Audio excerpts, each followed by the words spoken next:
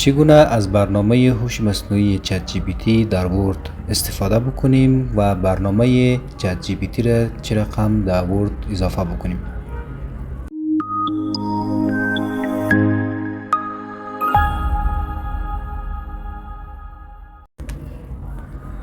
خب این برنامه ورد خود باز میکنین، منوی هوم و در این قسمت مین اد اینز و دوستایی که اد اینز وجود نداره در اینجا مین سرگزینه انزرت از منوی انزرت گزینه اد اینز پیدا بکنین. البته در ورد 2019 با پایین در قسمت منوی انزرت است. بین سرگزینه اد اینز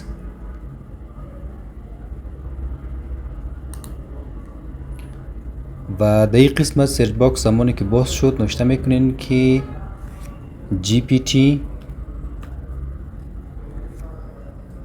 GPT for Word GPT for MS Word سرگزینه اد کلیک میکنین. اینترنتتون باید وصل باشه، لود میکنه و برنامه میه بالا. البته یک چیزی نگفته نمونه که ما قبلا راجستر کرده بودم، حساب مایکروسافت بر خود جور کرده بودم، یک دونه هاتمیل یا اوتلوک.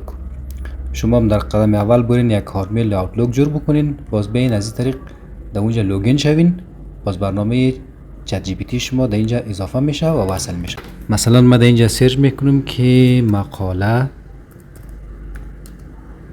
درباره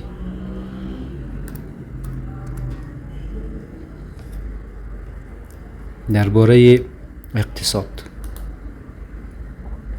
به گزینه کریت تکست کلیک میکنم. زمانی که سرگزینه کریت تکست کلیک کردین لود میکنه و تمام موضوعات در اینجا میره و شما میتونین که از اینجا راست چپ از رو انتخاب بکنین و مقاله شما آماده است و همین راحتی. امید که آموزش برای شما مفید واقع شده باشه. برای حمایت از ما کانال ما را لایک و سابسکرایب بکنین که تا از جدیدترین ویدیوهای ما با خبر شوید.